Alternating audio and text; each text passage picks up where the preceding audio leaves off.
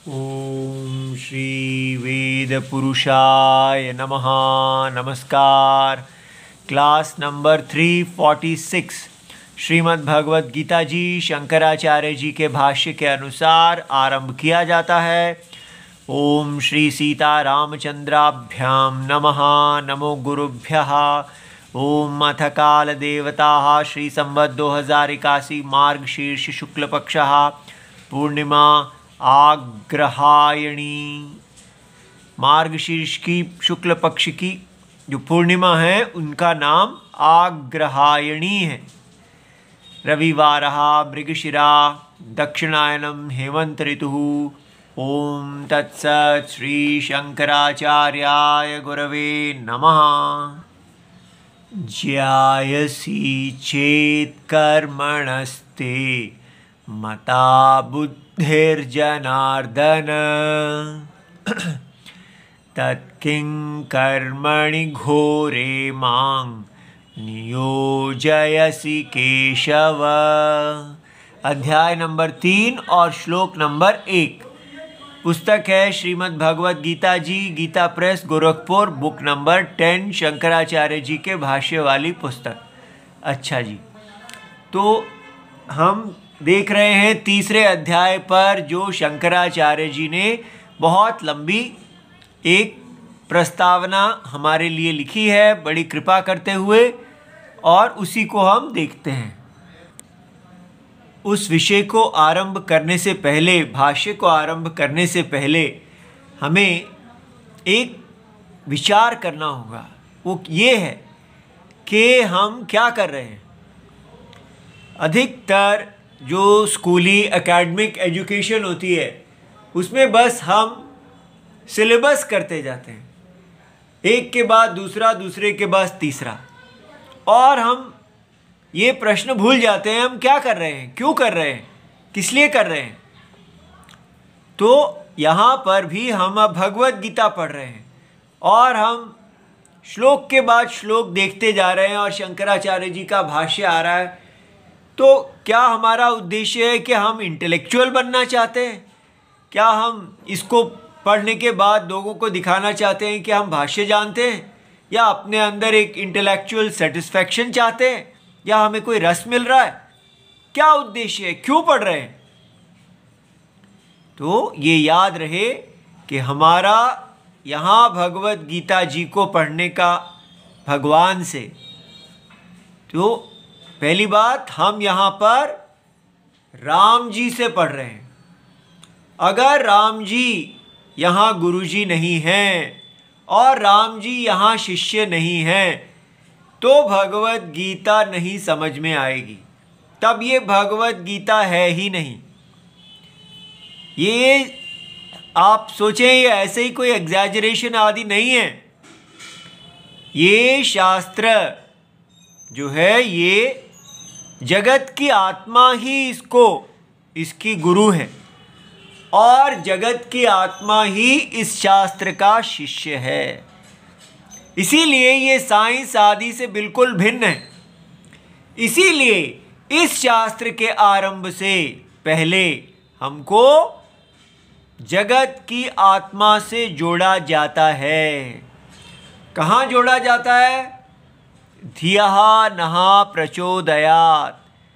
जो हमारी धी का, बुद्धि, कर्म और वाणी, इन तीनों का प्रचोदन अर्थात प्रेरणा करने वाला है, वो वर्णीयम है, वो प्यार करने योग्य है, वो वर्ण्य योग्य है। उसकी इच्छा, उसी के लिए जीना चाहिए।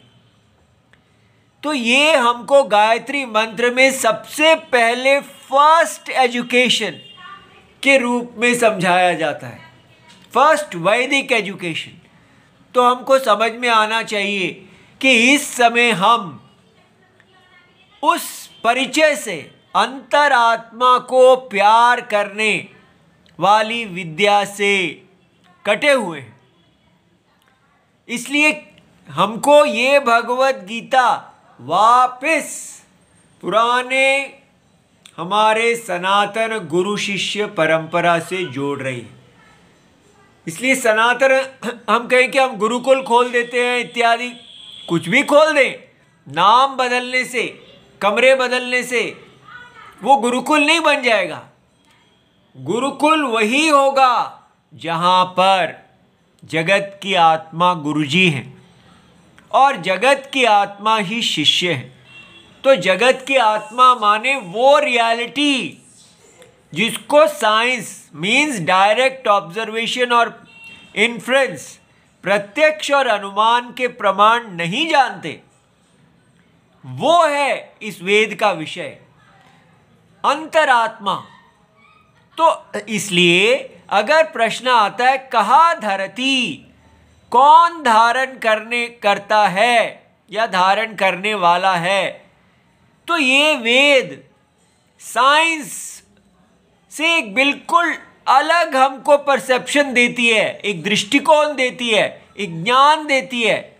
वो क्या है कि परम सत्यम, the most fundamental reality sustains, वो इस सारे जगत को धारण कर रही है। तो ये एक बिल्कुल ही अलग आइडिया निकलता है जो ना तो बिलीफ के रिलीजन्स में है और ना ही ये मॉडर्न साइंस में है। तो हमको समझना है कि ये जो वैदिक धर्म है ये परम सत्य पे आश्रित है।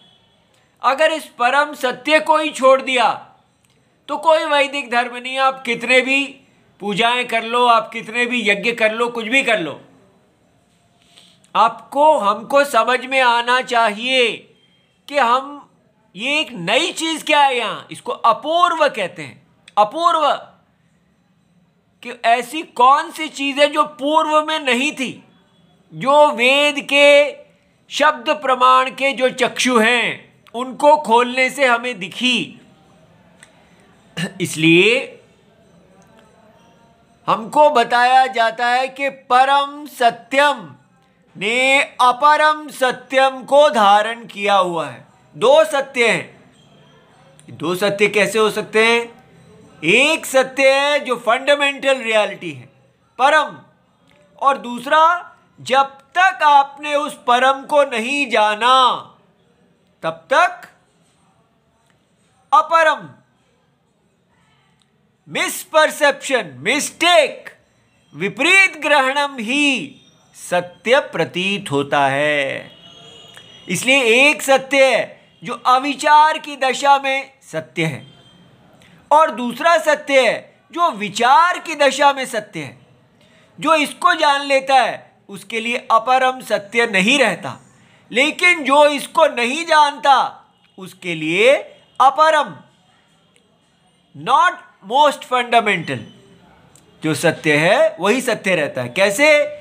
जैसे कि कोई पत्थर के गांधी जी को देख रहा है, मूर्ति लगी है और वहाँ पत्थर के बने हुए हैं, तो जो अपरम सत्य को जानता है वो कहेगा ये कौन है? ये गांधी जी हैं।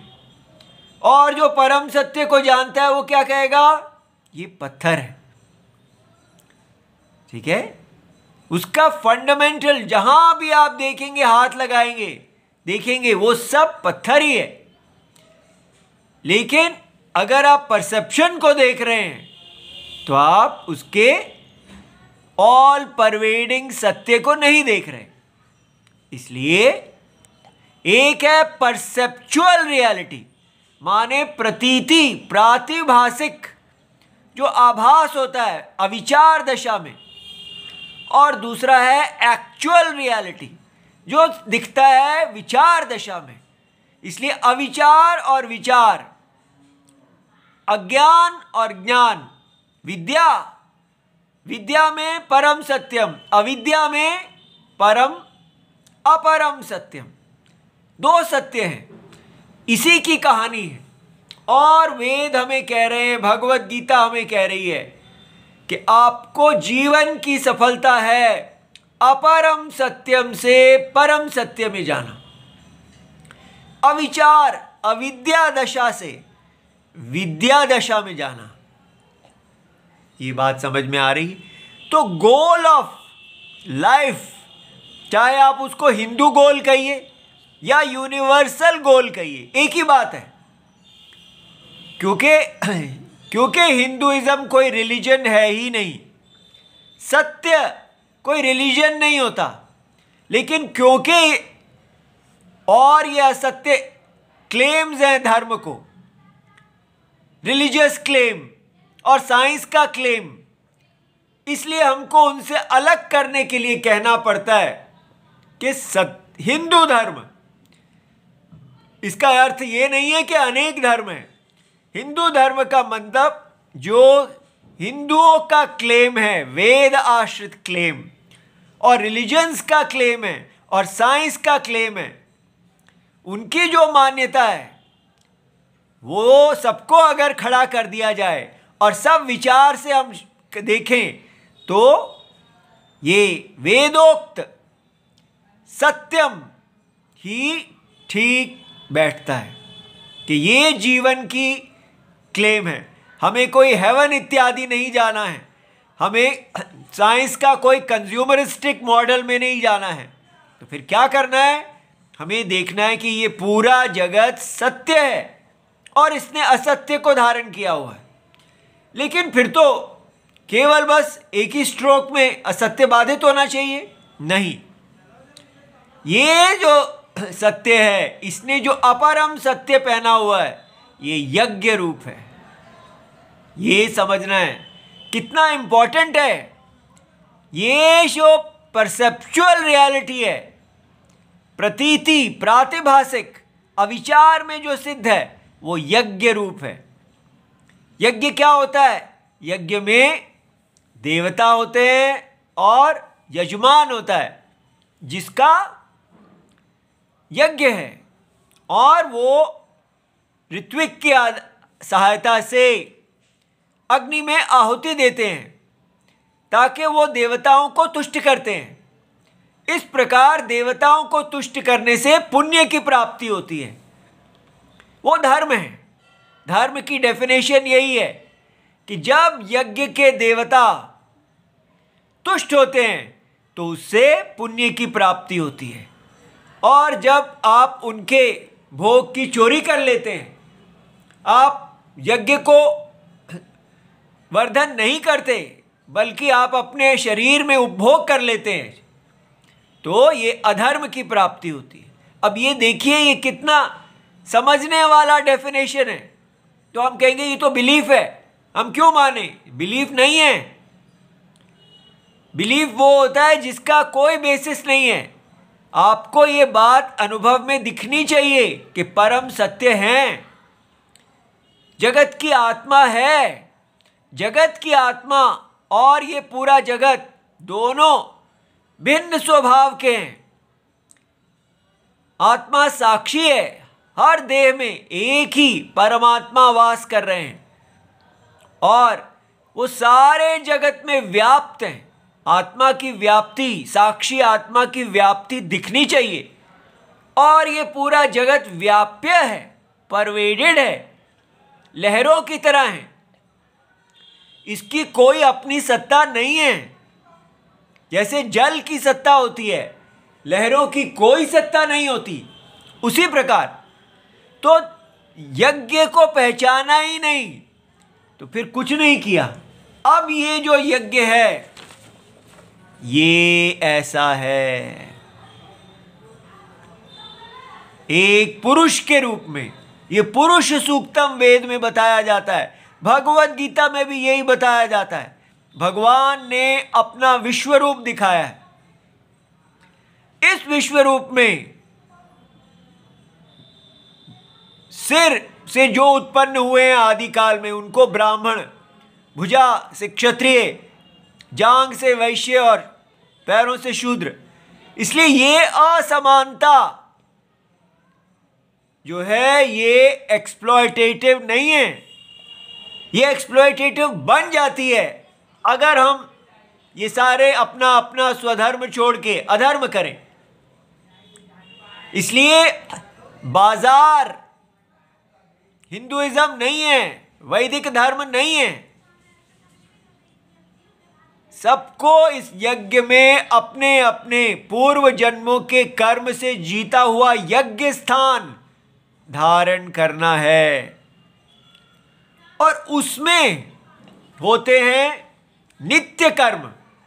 सबको शुद्ध रहने के लिए, सदा पाप से मुक्त रहने के लिए, जो रोज हमारे द्वारा कुछ ना कुछ पाप हो रहे हैं, जैसे स्नान रोज करना ही पड़ता है क्योंकि मैल हमारे ऊपर आती ही आती है, कुछ भी कर लें हम मैले होते ही हैं। इसी प्रकार इस शरीर में हमारे द्वारा कुछ ना कुछ पाप होते ही हैं, ना चाहते हुए भी।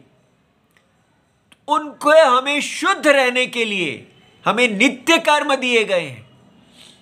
वो नित्य कर्म जो हैं वो इस यज्ञ में हर एक को अपने अपने स्थान के कारण, अपने अपने वर्ण और आश्रम के अनुसार दिए गए हैं। वो नित्य कर्म हमें शुद्ध रखते हैं, और उन्हीं को करते करते हम भगवान की आराधना करते हैं। ये जो भगवान के वपु की आराधना है, भक्ति है, बिना किसी काम किसी फल की इच्छा से ये नित्य कर्म किए जाते हैं। ये सबके लिए हैं। ये नित्य कर्म जो हैं, इनके ऊपर अब शंकराचार्य जी हमको बताने लगे हैं। हमें बताने लगे हैं कि ये जो नित्य कर्म हैं, इनका क्या स्थान है, क्या इनको छोड़ना चाहिए या नहीं छोड़ना चाहिए। तो शंकराचार्य जी के समय पर ये एक डिबेट थी कि ये जो नित्य कर्म हैं ये नित्य हैं। नित्य माने इनको कभी नहीं छोड़ा जा सकता।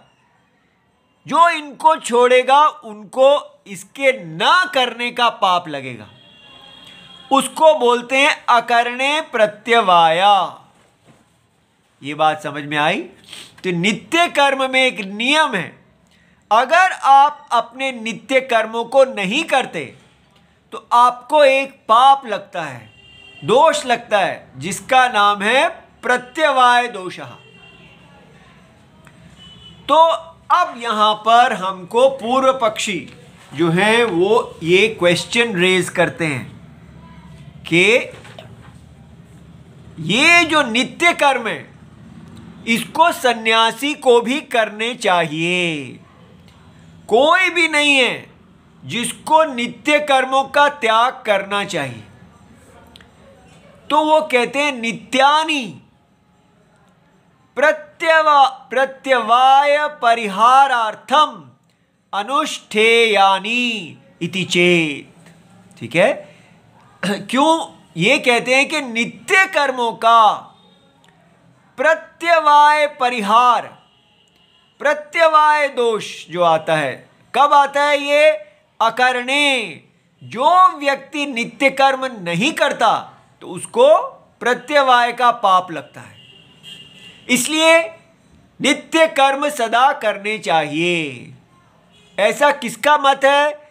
ऐसा जो मीमांसक हैं, वेद के पूर्व भाग के जो व्याख्या करने वाले हैं उनको मीमांसक कहते हैं, पूर्व मीमांसा। उनका ये मत है कि नित्य कर्म जो हैं अगर जिसको विहित हैं वो अगर अपने नित्य कर्मों को नहीं करेगा तो उसको प्रत्यवाय का पाप लगेगा। ये क्वेश्चन क्यों रेज किया गया? ये इसलिए रेज किया गया क्योंकि उस समय पर जो भगवत गीता की टीका लिखने वाले लोग थे शंकराचार्य जी के समय, वो ऐसा मानते थे कि कर्म और ज्ञान का समुच्चय मोक्ष का हेतु है। इसलिए कर्म भी करते रहो और उपनिषद भी पढ़ते रहो, आत्मा अनात्म विवेक को भी जानो और साथ में अपने नित्य कर्मों को भी करते रहो। दोनों मिलकर आपको मोक्ष देते हैं। शंकराचार्य जी का मानना ऐसा नहीं है। नित्य कर्म जो है वो शुद्धि देने वाले हैं, यदि हम केवल ईश्वर की आराधना के लिए, मोक्ष की इच्छा के लिए वैराग्य से भगवान का आराधना करते हैं तो हम शुद्ध हो जाते हैं। तो वो नित्य कर्मों का काम है शुद्ध करना, और शुद्ध अंतःकरण में गुरु जी के उपदेश से, शास्त्र का उपदेश होने पर ज्ञान उत्पन्न होता है। जब ज्ञान उत्पन्न हो जाए तो नित्य कर्मों का परित्याग करके कर्म संन्यास का व्यक्ति अधिकारी हो जाता है। तो कर्मों का, नित्य कर्मों का त्याग करके जो उत्पन्न ज्ञान है उसमें रहना चाहिए। उत्पन्न ज्ञान जो है वो ही मोक्ष का साक्षात हेतु है। किंतु उस समय के मीमांसक ऐसा कह रहे हैं कि नहीं, ज्ञान और कर्म दोनों डायरेक्टली मोक्ष के हेतु हैं। तब भगवान यहां पर कहते हैं नहीं, नित्य कर्म जो है उसका उत्तर देते हैं। ये कहते हैं देखिए, अगर नित्य कर्म नहीं करेंगे तो पाप लग जाएगा और वो पाप फिर से शरीर देगा, इसलिए उसको मोक्ष नहीं होगा। तो शंकराचार्य जी उत्तर देते हैं, न असन्यासी विषयत्वात् प्रत्यवाय प्राप्तेः। वो कहते हैं जो वेद में प्रत्यवाय कहा गया है वो केवल उसके लिए है जो असन्यासी है, अर्थात जिसका ज्ञान उदय हो जाने पर कि ये पूरा जगत एक स्वप्न है और मैं इस सारे जगत की परम सत्य आत्मा हूँ, अकर्ता अभोक्ता, केवल ज्ञान रूप प्रकाश रूप आत्मा। ऐसा जो व्यक्ति देखता है अपने आप को अकर्ता भोक्ता, तो वो उसका कर्म में अधिकार नहीं है। ये जिसका प्रत्यवाय के बारे में कहा गया है ये उनके लिए है जिनका ज्ञान उत्पन्न नहीं हुआ है, जो अभी अपने अंतःकरण को शुद्ध कर रहे हैं। तो उनको कहा गया है कि आप अपने कर्मों को कभी ना त्याग करें। ठीक है। अब शंकराचार्य जी ये समझाते हैं क्यों उन्होंने कहा कि ये असन्यासी विषय है। तो वो कहते हैं ना ही अग्नि कार्य आदि अकरणात्। तो नित्य कर्म जो हैं जिसमें अग्नि कार्य, अग्निहोत्र आदि कार्य हैं, उनके नहीं करने से सन्यासी नः, जो कर्म के सन्यासी हैं, जिनका ज्ञान उत्पन्न हो गया है, प्रत्यवायः कल्पयितुं शक्यः, उनके विषय में प्रत्यवाय दोष की कल्पना नहीं करनी चाहिए। यथा ब्रह्मचारिणाम असन्यासीनाम अपि कर्मिणाम, जैसे जो ब्रह्मचारी हैं उनके लिए नित्य कर्म है, उनका यज्ञोपवीत हो जाता है और वो अपने नित्य कर्म करते हैं। इसी प्रकार अन्य कर्मी हैं, गृहस्थ हैं, वानप्रस्थ हैं, सब कर्म से बद्ध हैं, उनको नित्य कर्म करने ही है, तो उनके लिए प्रत्यवाय दोष है, लेकिन सन्यासी के लिए नहीं है। तो आपको समझ में आ गया ना कि सन्यासी जो हैं वो तो अकर्ता है। अपने आप को अकर्ता देखने वाला व्यक्ति जो है वो कर्म का अधिकारी कैसे हो सकता है। ठीक है। अब ये आपको बड़े ध्यान से सुनना, एक बहुत ही इंटरेस्टिंग पॉइंट है जो आपको बहुत आनंद देगा कि देखिए शंकराचार्य जी की सोच कितनी विस्तृत है। वो कहते हैं अब दूसरा एंगल से देखिए। पहला तो उन्होंने कह दिया कि जो लोग सन्यासी हैं उनके लिए नित्य कर्म नहीं है, बाकी के लिए है। अब ये सेकंड पॉइंट वो क्या है, न तावत नित्यानाम कर्मणाम अभावात एव भाव रूपस्य प्रत्यवायस्य उत्पत्ति ही कल्पयितुम शक्या। अब ये देखिए, अकरणे, अकरणे माने कर्म नहीं करना। तो जो काम आपने, कर्म आपने नहीं किया, तो वो क्या है? अभावात, वो तो है ही नहीं। तो जो कर्म किया है उसी से तो फल आएगा, लेकिन जो कर्म नहीं किया उससे फल कैसे आ सकता है? ठीक है, जैसे एक व्यक्ति है, वो एग्जाम में बैठता है, तो एग्जाम में वो जो लिखता है उसके आधार पे उसको मार्क्स मिल जाते हैं। जो एग्जाम में नहीं बैठता उसको 0 मिलता है। ये तो नहीं होता कि एग्जाम पे बैठने के कारण, नहीं बैठने के कारण उसको कोई मार्क्स मिल जाएंगे या उसको कोई पेनल्टी होगी। ये बात समझ में आई कि जो आपने किया है उसका आपको रिजल्ट मिलना चाहिए, जो नहीं किया है, action not done cannot generate fruit. जो बीज बोया है उससे तो आपका फल आना चाहिए, लेकिन जो बीज बोया ही नहीं उससे फल कैसे आ सकता है? ये बात समझ में आ रही है? इसलिए भगवान कह रहे हैं न तावत नित्या नाम कर्मणाम अभावात।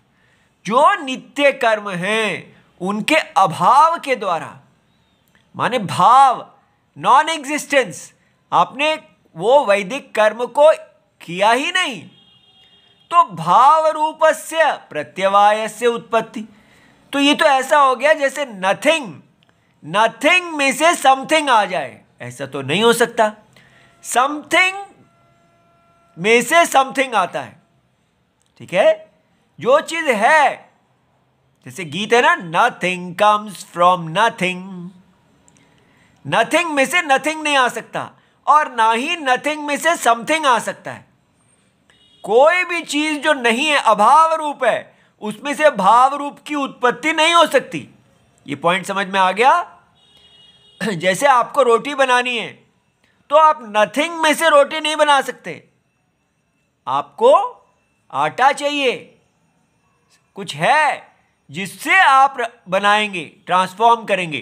तो इफेक्ट, जो कॉज है वो होना चाहिए, कॉज भाव रूप होना चाहिए, तभी उसमें से भाव रूप इफेक्ट आएगा। लेकिन नॉन एग्जिस्टेंट कॉज में से इफेक्ट कैसे आ सकता है? ये बात समझ में आ गई? जो है ही नहीं, आपने कर्म किया ही नहीं, तो फिर रिजल्ट कैसे आ गया? प्रत्यवाय क्या है? आपको पनिशमेंट मिलेगी, लेकिन नहीं, नॉन एग्जिस्टेंट एक्शन में से पनिशमेंट नहीं निकल सकती।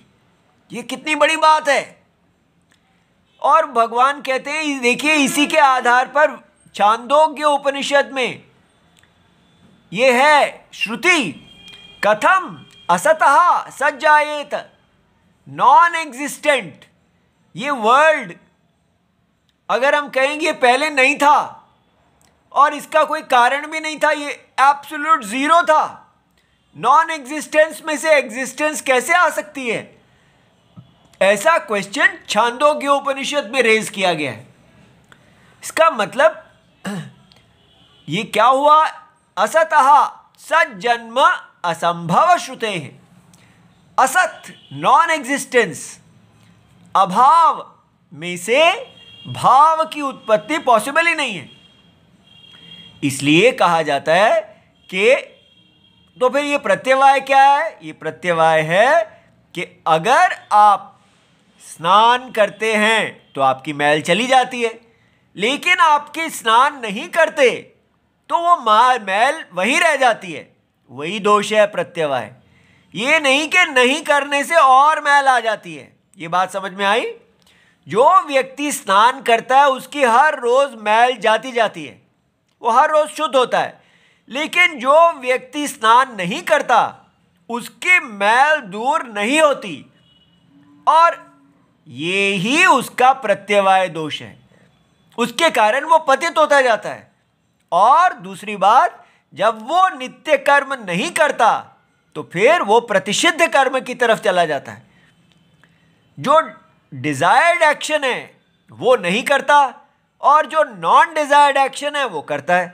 तो जो वो प्रतिषिद्ध जो कर्म नहीं करना चाहिए वो करेगा, तो जब रॉन्ग बीज बोएगा तो वो रॉन्ग फ्रूट आएगा। इसलिए प्रत्यवाय का दोष भगवान ने यहां स्पष्ट किया। ये कितना अच्छा थिंकिंग है कि व्यक्ति को उसके राइट एक्शन के लिए पॉजिटिव रिजल्ट मिलना चाहिए, रॉन्ग एक्शन के लिए नेगेटिव रिजल्ट मिलना चाहिए, लेकिन नो एक्शन के लिए उसको ना पॉजिटिव ना नेगेटिव। नो एक्शन कभी भी रिजल्ट नहीं प्रोड्यूस कर सकता। नो एक्शन यही करेगा कि जो एक्शन ने करना था वो उसको नहीं मिलेगा। ये बात समझ में आ गई? ये बहुत इंपॉर्टेंट है। तो इसलिए शंकराचार्य जी ने कहा, आपका दूसरे पॉइंट ऑफ व्यू से हम देखते हैं तो प्रत्यवाय का दोष, non action can never produce a result. Result is always a result of action. कर्म ही फल को पैदा करता है, अकर्म फल को पैदा नहीं करता।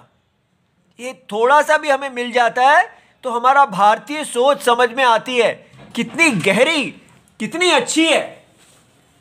ओम नमो भगवते वासुदेवाय। प्रणाम।